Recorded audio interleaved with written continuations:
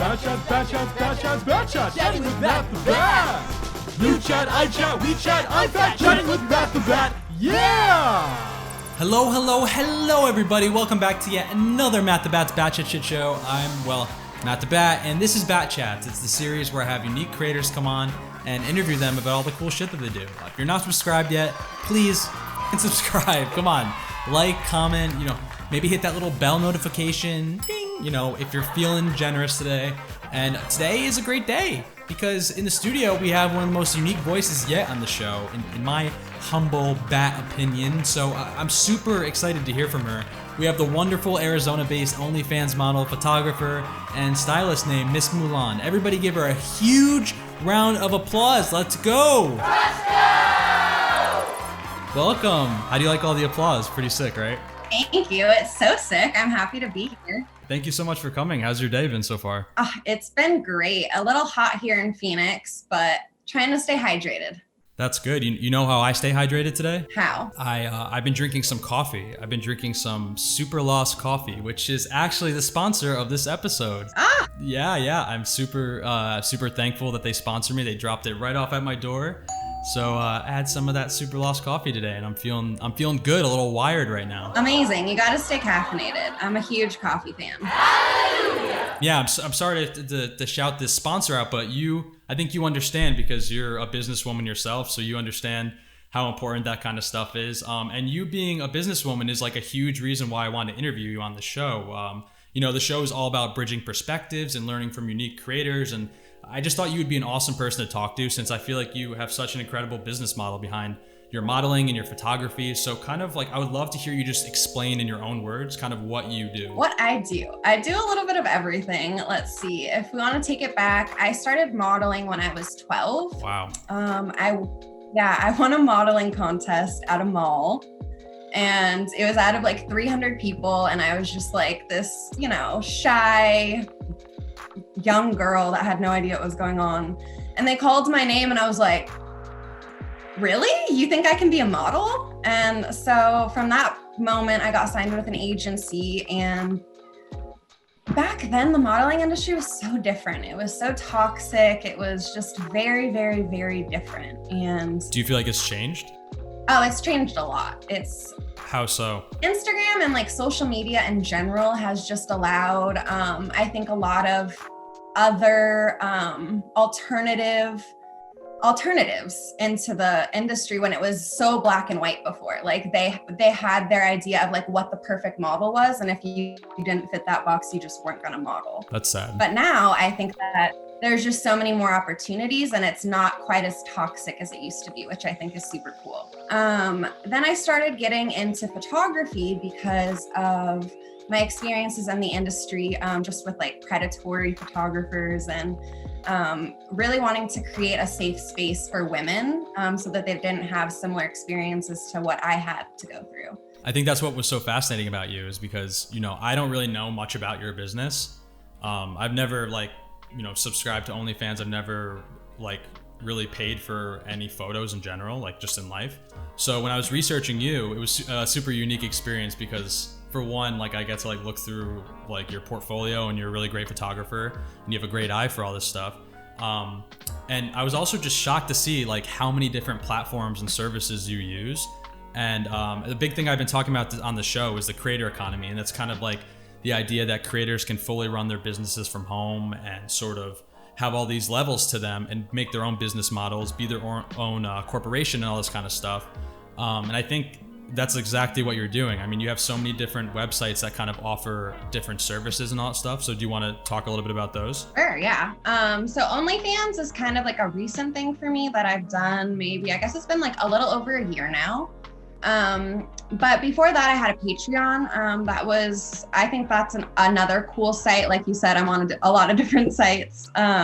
But it's just about, you don't want to put all of your eggs in one basket. You don't want to box yourself into a corner. We've seen that with a lot of the girls in the industry getting their pages deleted, and they have a massive following, and their following has nowhere else to find them. and it's super scary. Yeah. The censorship and stuff that's involved. That's literally what I had next as my next question, because obviously like a big thing is making backup pages and stuff like that because of the censorship. But it's really, to me, it's very sad because I see people like you who are running legitimate, amazing businesses, and then the censorship doesn't allow you to advertise for your business. So when you think of in terms of anything else, any other business, that would be just like kind of a ludicrous idea. Like, how could somebody not let you advertise for your business? I'm imagining mine, if I wasn't able to advertise for my show, it's just kind of f***ed up. So like, how have you kind of found loopholes through all that, and how have you been kind of working to fight the system? Because I noticed one thing you did, which I thought was very clever. You've just been drawing like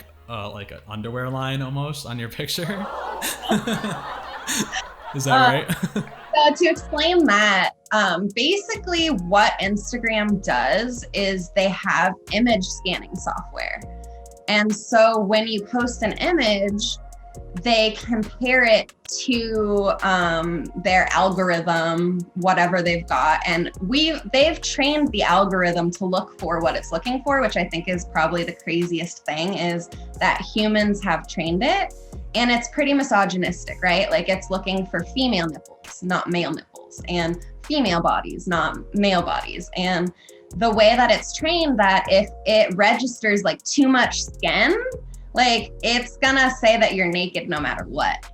And so it's something that's changed a lot, and it's gotten worse and worse as they've trained them to be more strict. And it's something that we've seen become increasingly more of a problem because of how strict it is. And it doesn't have a lot of leniency. And like, when you're dealing with robots, you can't reason with them. There's no gray area there. It's very black and white. And so a lot of stuff gets trapped in the bad area when it shouldn't be. And even like when your stuff gets flagged and you try to, like, there's a process where you can argue and say, no, I don't think this should have been flagged. And a lot of times, like 30 seconds later, it's like, oh no, we reviewed it and we're pretty sure this is bad. And you're like, this isn't even a real person, you know? Like, how are you supposed to deal with robots? And I think that's something else, is like, a lot of these platforms are ominous. There's not really somebody that you can, like, that is a face of it that you can talk to or come to for answers. And so if your profile is to get deleted, there's nobody to answer for that. And it's kind of crazy.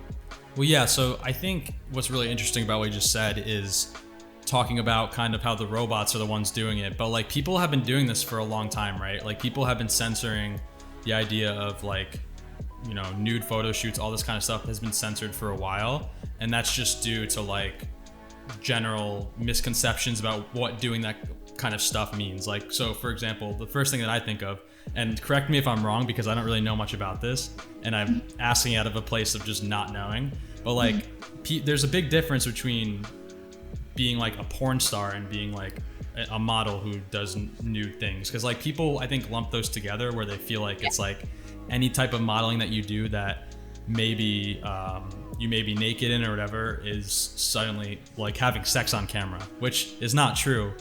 And that's been a thing since the beginning, in my opinion, I feel like, about how people have been censoring these kind of things, or just like creating the connotation that like people who do this are a certain way or whatever. So kind of like, how have you overcome that energy from other people? And do you experience that ever, like on the internet or in real life? Oh, for sure. Yeah. My work gets sexualized constantly, and it's definitely misconstrued by people that have different opinions on it, or they just, like you said, think that porn stars and nude models are the same thing. And I'm from the belief that nudity isn't sexual. It's not inherently sexual. And so nude bodies are natural. And I think what I do is artistic. I don't think that it's sexual at all. Yeah. And do you feel like that translates to your personal life as well? Like, when it comes to dating or personal relationships, have you noticed that's a thing with like some, you know, maybe you're dating someone and your partner doesn't quite understand the reason behind it, or is jealous by it? Because I'm still in that mental, like, I have a girlfriend and I think about this and I was like, oh, that would crush me. But I know that's not the right way to think, but that's just how I feel. And like, I don't know, like, that's probably not a good thing, but it's just one of those things. Like, I'm curious if that's happened to you. Oh, for sure. For sure. I've definitely dated a lot of insecure guys. But I think that, like you said, it's a personal thing and people like to project things onto other people. And so if it's something that makes you feel uncomfortable or someone else feel uncomfortable, it's usually just something that they need to work on themselves and really just understand that maybe it's jealousy or maybe it's some kind of insecurity or like whatever it may be. And it also depends on like the differences of like what you're doing online, right? Because so for me, I don't do anything sexual. I don't produce porn or anything like that. I just solely do nude photography and nude work. So for me, I don't think that, I just don't think there's anything wrong with it. But I have had people in my life in the past think that it's a form of cheating or it's sinful or just whatever. And I've just noticed that those people don't align with me and they're not people, like I'm not trying to convince anybody at this point in my life that I'm a good person. It's either you already know that or you can keep on walking. Yeah, no, I definitely like that mentality. I think that's kind of the way you have to be in these situations, because I don't know, if someone's not comfortable with it, I don't know if they just grow to be comfortable with it. I think it's like, that's probably the best thing for you to do. Well, and it's crazy when it's your job too. Like, could you imagine if your girlfriend was like, hey, this talk show that you do makes me really uncomfortable that you talk to other people. So could you just like not do that anymore? No, totally, exactly. That would like, be not cool. Yeah, so it's the same thing.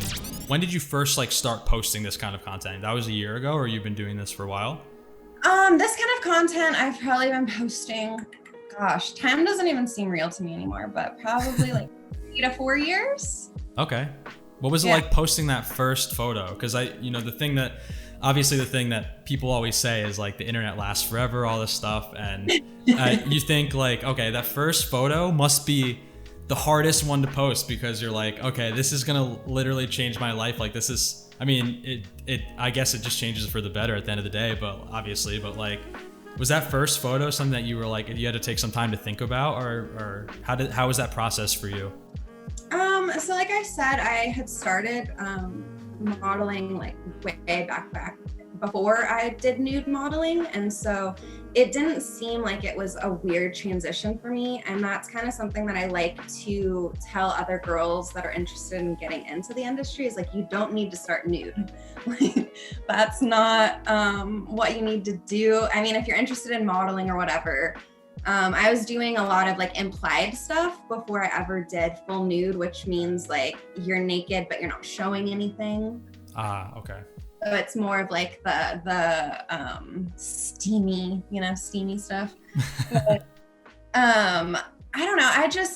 I definitely had like body dysmorphia and a lot of like, I had anorexia from being in the modeling industry from such a young age. And it is something that's so weird of like comparing yourself to other people and just like really feeling like you're not good enough sometimes. And I feel like nude modeling is actually one of those things that didn't make me feel that way anymore, because I was like, you know what, I can be whoever I am in my skin. And as long as I feel comfortable with it, and as long as it's an image that I love, I have no problem putting it out there, and I have no problem sharing it with the world. And I hope my kids see it when I'm older.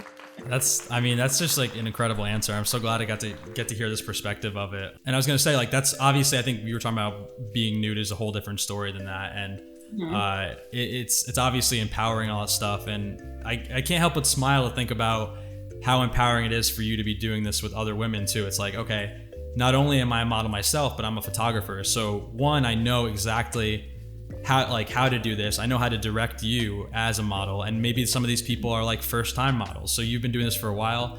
You're gonna like hype them up, like it's gonna be fucking awesome, and you're gonna like, I bet you're just great on set like that, because you're just like, you make people feel good about themselves, as you said, empowered. And obviously you kind of like cut the middleman out between like the creepy photographer guy, who like we all know there's always that creepy photographer guy. So I can imagine it's like, camera. What do you call him? A guy with a camera. Guy with a camera? Yeah, guy. You can buy a camera and take photos. That's so true.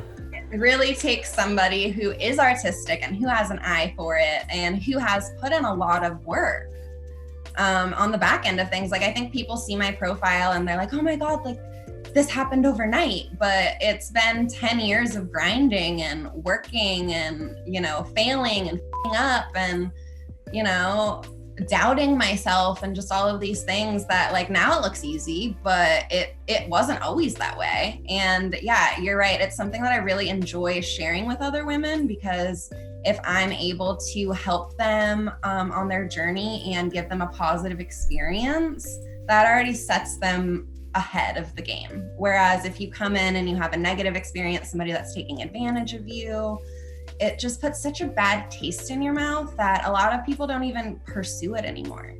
And so it's kind of scary how, yeah, like your first experience could make or break you, kind of thing. I wanted to ask you, so obviously like the two like big news breaking articles that are news break, I don't know what the call it, but the two biggest headlines, that's what I was looking for. The two biggest headlines I've seen regarding this kind of work are dealing with Bella Thorne. Obviously, she was like, there was a big thing that happened with her like a year ago where I think she like, I don't know if she scammed people on OnlyFans or what it was. And then Bhad was the other one.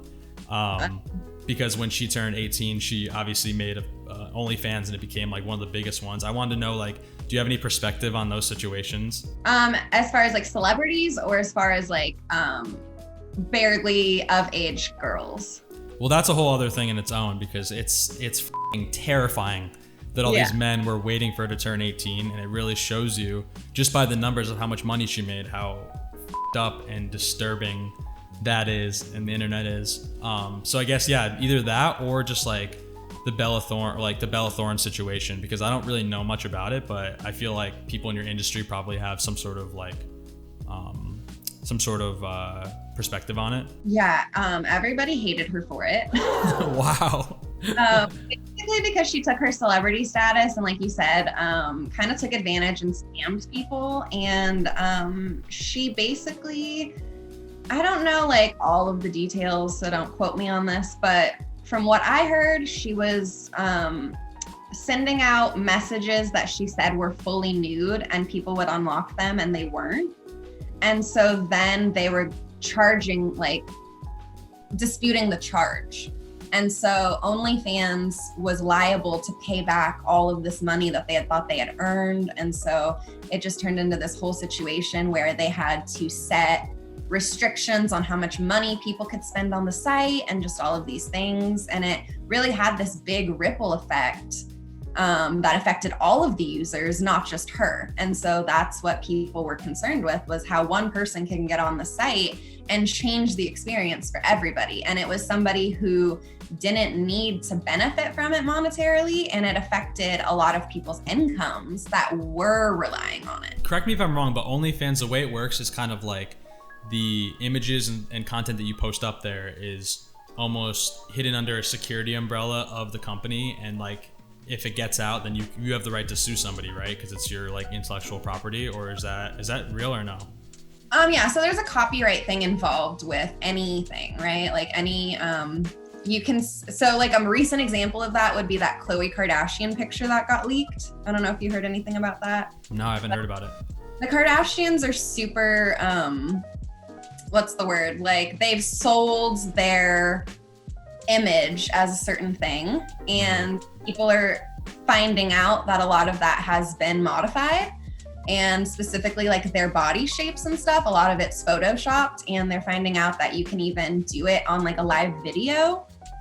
And so basically Khloe's grandma posted this photo of her that was unphotoshopped and not approved, and she looked like a normal body in it. And everybody was like, wait, what? Like, she looked fine. She looked beautiful. But everybody was like, wait a second, like, that's not the Kardashian body.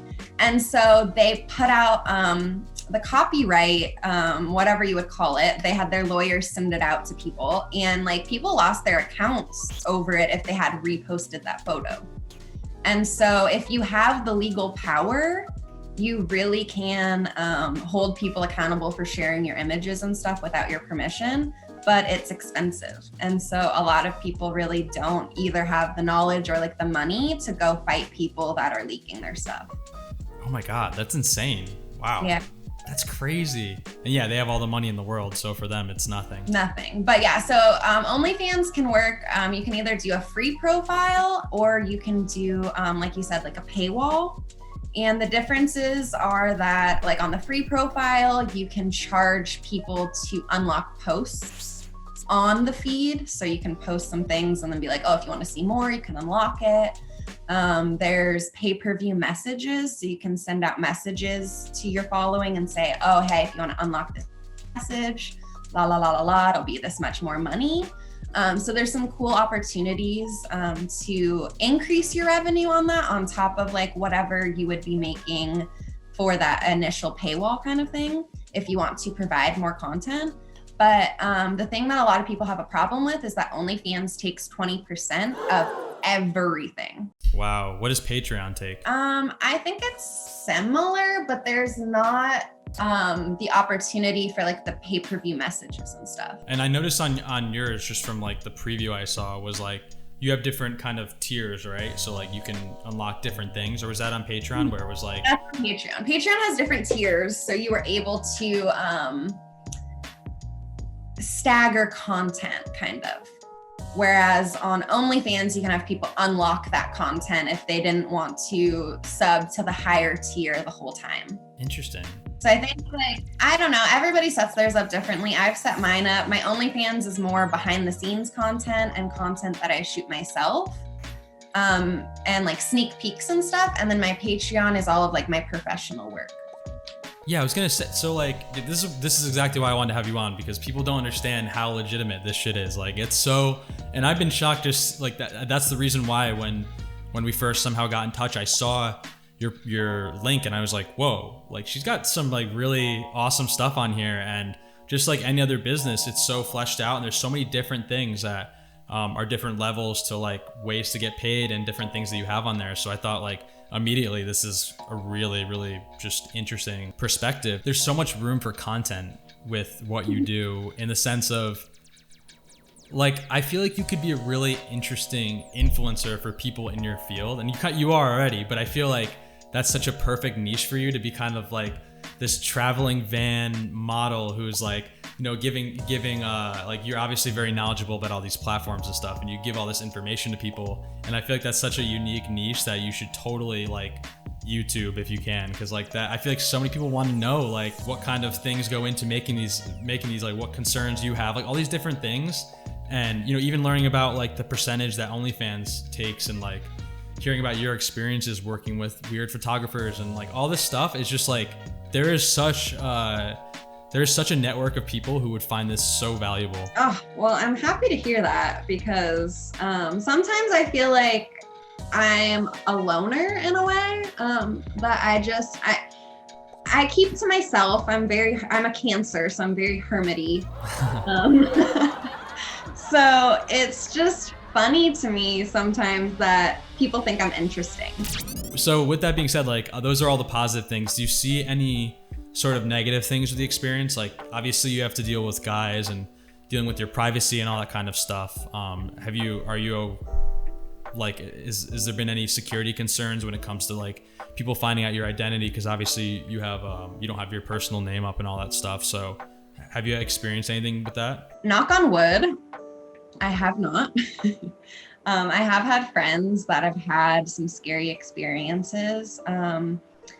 I think there's just a lot of evil people out there, and you do have to do what you can to protect yourself and be careful. Like, definitely never put your address or your phone number or things like that on any public platform. But also just be careful of who you trust. And this goes into like the photographer side of things too, because a lot of people just will look at an Instagram profile and see that they've worked with like a lot of beautiful models and they might have a cool style, but all of those models might have had a horrible experience, and you never know. And so it's one of those things where you can never be too careful doing your research and, you know, just being cautious and like following your intuition. Like if something feels off, it probably is. You don't need to sit there and convince yourself otherwise. just get out of there. Yeah. And that's why we need to empower more female photographers just in general, because it's like, it's the same shit all the time. You see these people and my heart breaks for these girls, because I'm like, I know this guy's creepy. Like, I know what this guy, it's just weird. And like the big public one that happened was with Marcus Hyde, who was like that photographer. He was like, he photographed like Ariana Grande and Kim Kardashian and all these people. And when you would look at his page, you would see just like the most beautiful models, like obviously the most famous models on there. And then all these things start coming out about him just repeatedly being creepy. And it's just, it's the saddest thing. So I think if we can know this beforehand and kind of figure it out, or, you know, just hire more women, I think that would solve a lot of the problem. I think that would solve all of the problems. Just hire more women, because yeah, these guys get in trouble, they get called out, and then they shut their Instagram down, they move to a different state, and they pop up under another name, and they just keep fucking doing it. Like, there's no accountability for it. And so I think that, yeah, supporting more women in the industry is like the best thing we can do. And it's something that I'm happy to see some magazines like Playboy are like shifting that way. And you see that they are hiring more, because back in the day, the guys that were shooting the Playboy sets were like middle-aged men. That's like the only people that were on the staff. Yeah. So I think that getting that female energy in makes such a difference. Like, it's the female versus the male gaze. And you can totally tell when you're looking at photos, kind of like who shot it. Wow, that's super interesting. So I guess, like, to kind of sum it all up, the big question that I wanted to ask you, is it worth it? Is it worth doing this? Like, you feel like the benefits totally outweigh any of the negatives? Like, is it, you know, because I could consider doing it myself, just saying. I could be like the sexy bat, like I could be like the, you know what I mean? I could be the first nude bat ever to make an OnlyFans. What do you think? No, OnlyFans isn't just for nudity. I want to make that clear. Okay. You don't have to be nude on OnlyFans, and you don't have to do porn. It's something that they do allow on that platform, so it's migrated there because it's being chased off of so many other places. And it's not only because of those companies specifically. What's more concerning is it's like the laws that are getting passed. And they say a lot of it is to protect children and all of these things, but it's really hurting sex workers.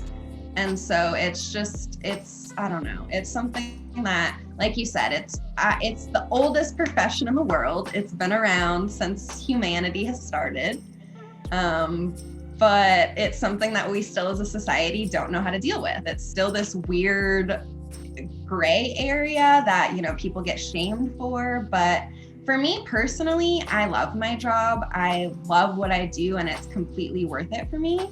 I used to work 40 plus hours a week doing stupid jobs that I didn't care about, that made me miserable, that I didn't have the same freedoms that I have. Like, I couldn't just drop everything and go on a trip and go create photos and do what I love to do. And it's just like, I feel so lucky that I put in the time and the effort to steer myself in a direction of something that makes me happy, because I don't think a lot of people can say that for themselves. That's an amazing answer. I'm joining tomorrow. Tomorrow, my animated bat will be on there. I'll give you my referral code. Yes, amazing. Well, thank you so much for coming on. I mean, this was such a treat, such a pleasure. It's so funny because, like, this weekend I'm actually interviewing a pilot, so I have like such a mix of just really interesting people coming on. So I think that this is just going to be such a cool thumbnail to see next to like the pilot and next to like the musician, like all these things. So thank you so much for coming on. Did you enjoy it? I loved it. Thank you so much for having me, and I'm glad to be here representing. Amazing. Yeah, thank you so much everybody for watching too. If you're new here, please make sure to like, comment, and subscribe.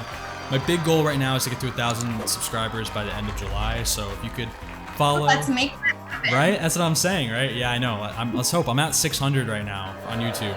Not great, but I'm getting there. You're getting there. So yeah, everybody go do that and hit that little bell if you're feeling generous, because then you could always know when I upload great videos like these. Thank you so much, Miss Moulin, and you could go check out her links. They'll be in the bio below. Maybe comment something that you learned too, right? Because I feel like I learned a lot, so I feel like other people learned a lot, right? So we gotta get the ball moving. Let's get that algorithm going, all right? This is MattTheBat from MattTheBat's Batshit Shit Show signing off, and make sure to tune in next week, or else. This is where you say or else. Or else. Yep, that's what I have every guest say. It's kind of like my thing, you know? I love it.